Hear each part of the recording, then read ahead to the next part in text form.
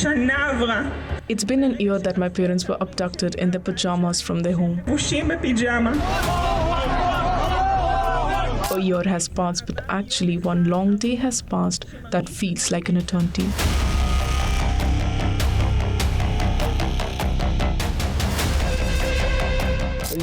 Today marks a year since the war. Of course, we know about displacement to displacement and from one catastrophe to another.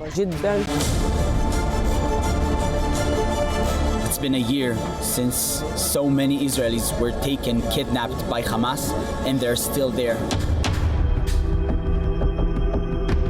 October 7, 2024, marking 1 year of war between Israel and Hamas. This was the day last year when Palestinian Hamas militants barged into Israel, killing 1,200 people and taking about 250 hostage. Hamas believed Israel would collapse after the October 7 attack. Instead, over the past year, Israel responded with a devastating onslaught on Gaza, causing widespread casualties and destruction. The Israel-Hamas conflict resulted in the deaths of over 42,000 civilians in Gaza. 726 Israeli soldiers died in combat. This gruesome war that began in Gaza a year ago has expanded across West Asia, with Israel fighting countries and groups far from its borders.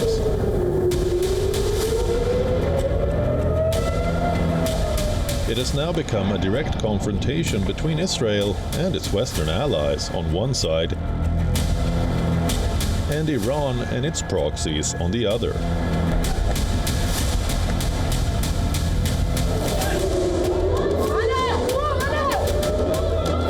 Iran's defensive posture has taken several hits over the past year, as Israel waged war on Hamas in Gaza, launched airstrikes against the Houthis in Yemen, and wiped out almost all top Hezbollah leaders in Lebanon, including its chief Hassan Nasrallah.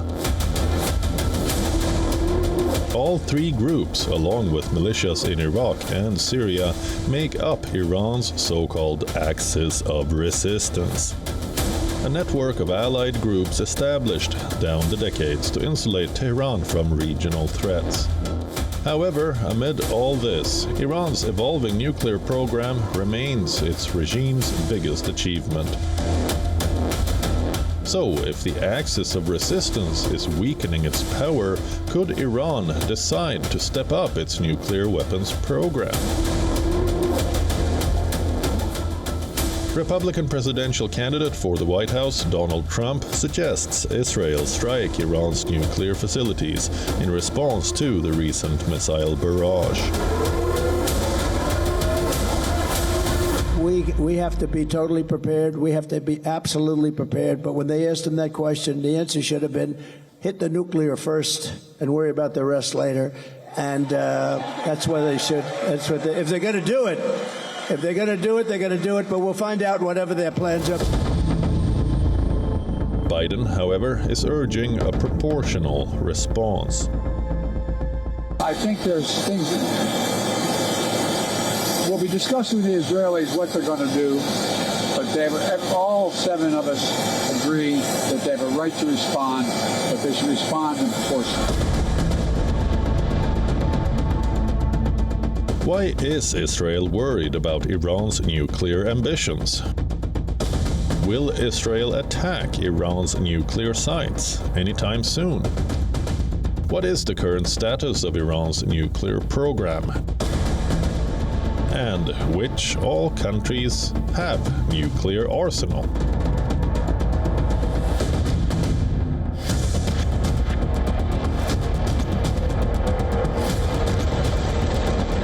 On the 1st of October this year, Iran launched a major missile attack on Israel, firing nearly 200 projectiles. The move underscored the deepening hostility between the two nations. While Israel said that its advanced defense systems managed to intercept the majority of the projectiles, the attack raised alarm across the region and beyond. This missile barrage is the second significant strike from Iran this year, following an earlier attack in April 2024. Israeli Prime Minister Benjamin Netanyahu responded with a warning that Iran would pay, as US President Joe Biden urged restraint. Analysts have said that with Iran's proxy fighters weakening and its conventional weapons proving insufficient, Tehran may be closer than ever to crossing the threshold and building a nuclear weapon. Having successfully fended off Iran's volley of ballistic missiles with America's help, Israel is confronting a dilemma at the moment.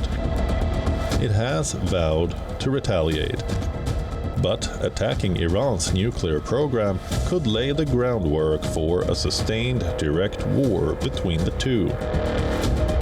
And if Israel doesn't bomb the nuclear facilities, it will leave intact the one weapon that an injured theocracy will need to deter future Israeli actions. Will Israel, which is occupied on multiple fronts, attack Iran's nuclear facilities? I think that to attack right now Israel alone, the nuclear facilities, even though the persuasion, especially among Netanyahu, could be high, would be a mistake.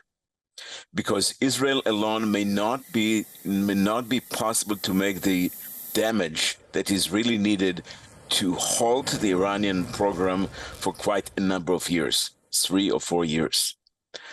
For that, Israel should do it with the United States jointly. I don't think the United States would join for Israel, and I think the private advises not to do so. So that's a problem.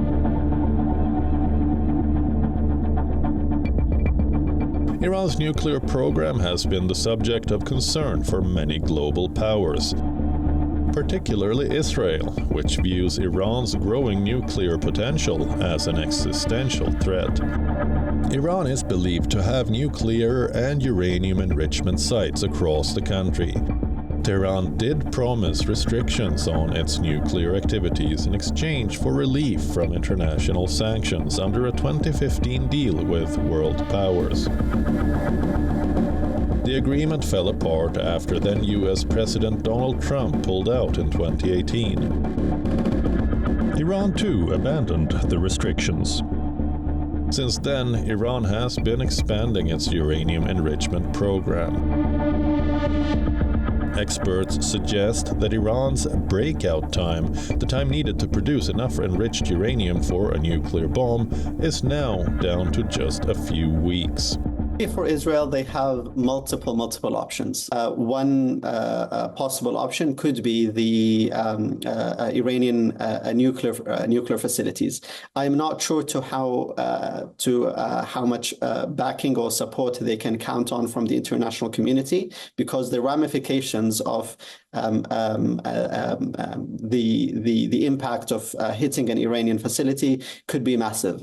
So it's really up to Israel and the multiple options they have, but they do have many options regarding how they choose to retaliate and strike Iranian infrastructure.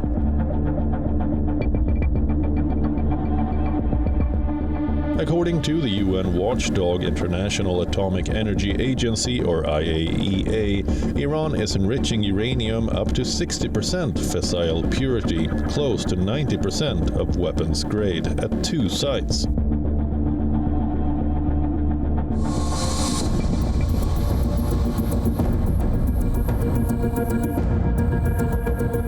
For 22 years, the locus of Israel's attention and Washington's in Iran has been the Natanz nuclear enrichment plant.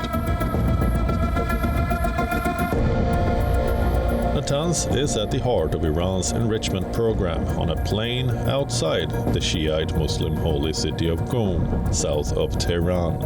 It has two plants, the underground fuel enrichment plant and the above-ground pilot fuel enrichment plant. As claimed by the Iranian opposition group in 2002, Iran was secretly building Natanz, igniting a diplomatic standoff between the West and Iran over its nuclear projects. It's at Natanz that Iran houses centrifuges, a scientific device used to separate fluids, gases or liquids based on the density of the subject. Reportedly, damage has been done to the centrifuges at the plant, including an explosion and power cut in April 2021 that Iran claimed was carried out in an Israeli attack.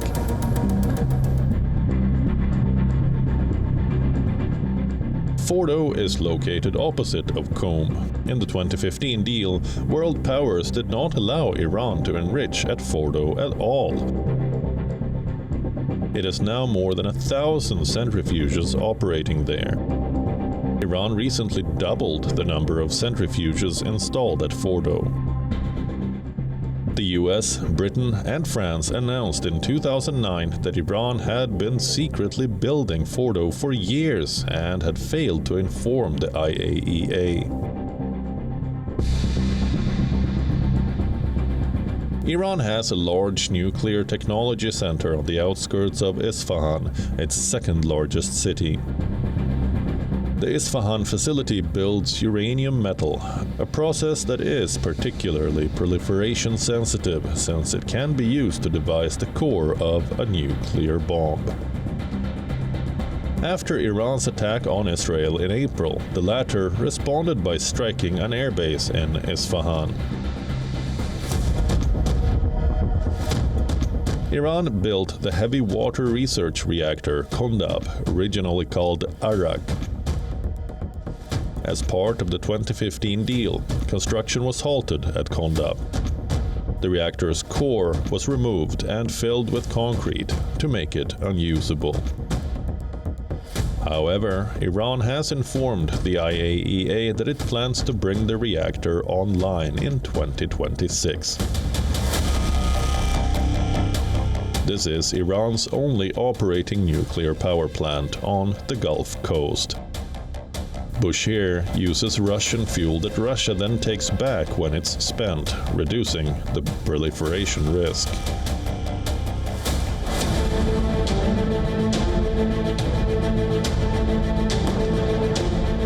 Another potential nuclear threat may be looming in the war between Russia and Ukraine. Russia, which holds the world's largest stockpile of nuclear warheads, unveiled its new nuclear doctrine.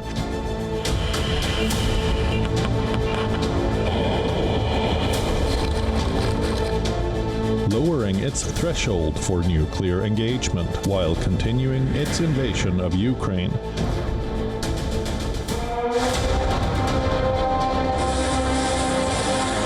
In September this year, Vladimir Putin said Russia would consider an attack from a non-nuclear state that was backed by a nuclear-armed one to be a joint attack. In what could be construed as a threat to use nuclear weapons in the war in Ukraine.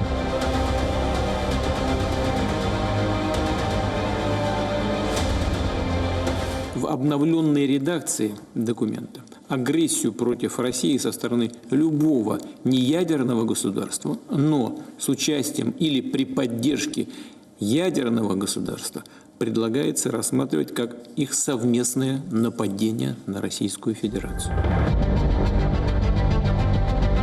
Ukraine is a non-nuclear state that receives military support from the US and other nuclear-armed countries.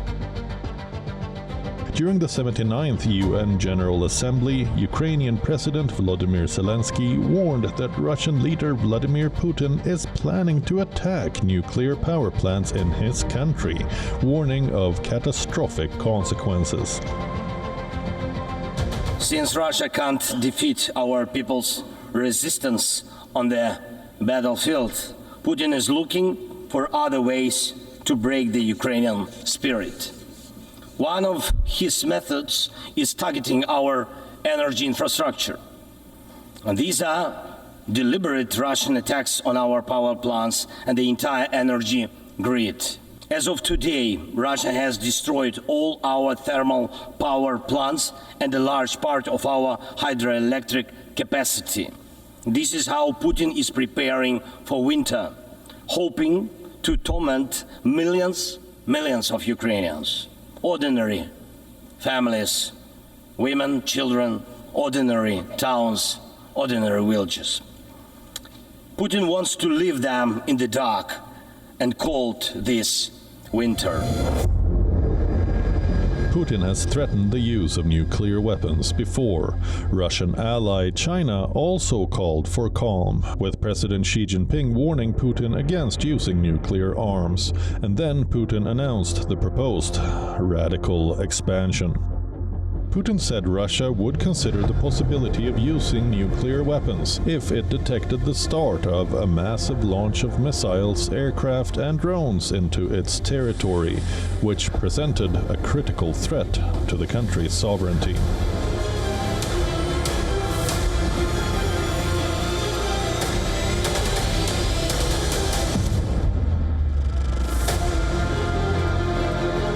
Since the end of World War II, nuclear-armed states have engaged in a policy of deterrence. It is based on the idea that if warring states were to launch major nuclear strikes, it would lead to mutually assured destruction. And then there are also tactical nuclear weapons, which are smaller warheads, designed to destroy targets without widespread radioactive fallout. Let's look at what nuclear warheads are and which countries have them.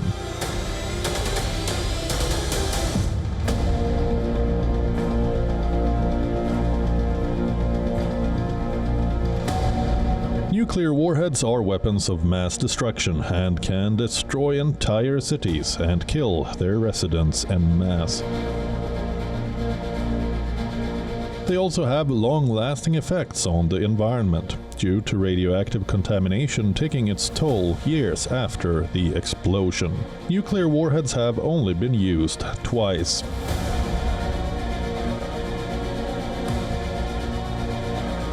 By the United States in Hiroshima and Nagasaki in World War II.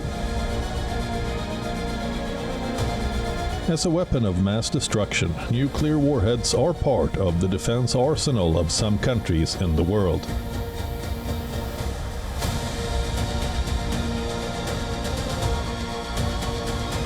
The number of nuclear warheads decreased significantly after the peak in 1985, when an estimated 63,600 nuclear warheads existed.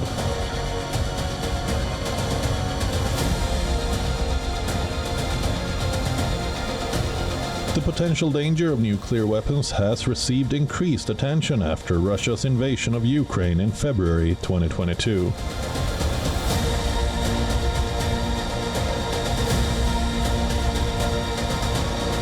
At the beginning of 2024, there were approximately 12,100 nuclear weapons worldwide, and almost 90% of them belonging to two countries, the United States and Russia.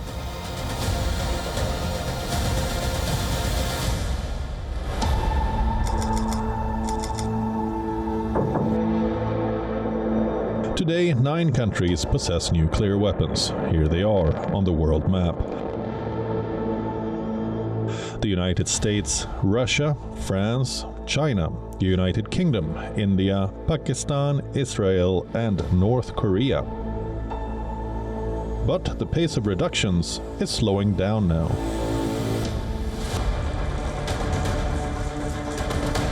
Some of these countries are officially recognized as nuclear weapon states by the Treaty on the Non-Proliferation of Nuclear Weapons, or NPT, while others are not. NPT is an international agreement that aims to prevent the spread of nuclear weapons and promote peaceful uses of nuclear energy.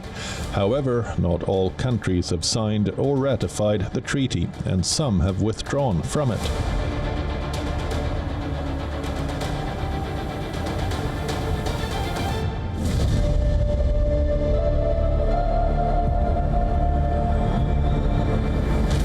As of January 2024, Russia maintains the highest number of nuclear weapons, with an estimated 5,580 total warheads.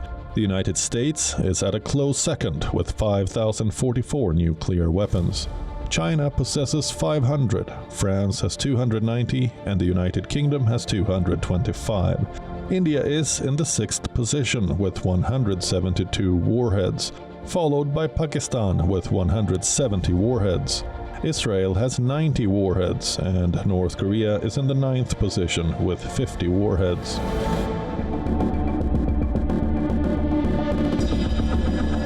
North Korea may be at the bottom of this list, but its nuclear ambitions are prominent. North Korea has for decades pursued a nuclear weapons program and is believed to have enough fissile material to build dozens of the weapons. North Korean leader Kim Jong-un recently warned that he could use nuclear weapons in potential conflicts with South Korea and the United States. He accused them of provoking North Korea and raising temperatures on the Korean peninsula. Tensions on the Korean peninsula deepened in recent weeks. North Korea had unveiled a facility to produce weapons-grade uranium, a nuclear ingredient, and continued a run of missile tests.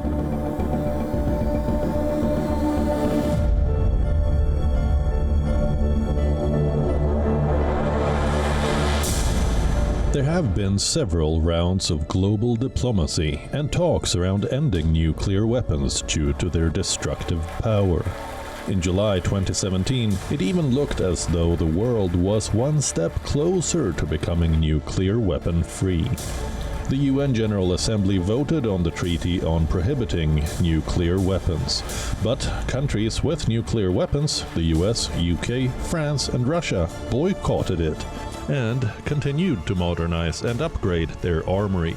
So, while the world may have fewer nukes today than it did 39 years ago, the vision of a world free from the threat of nuclear warfare remains distant.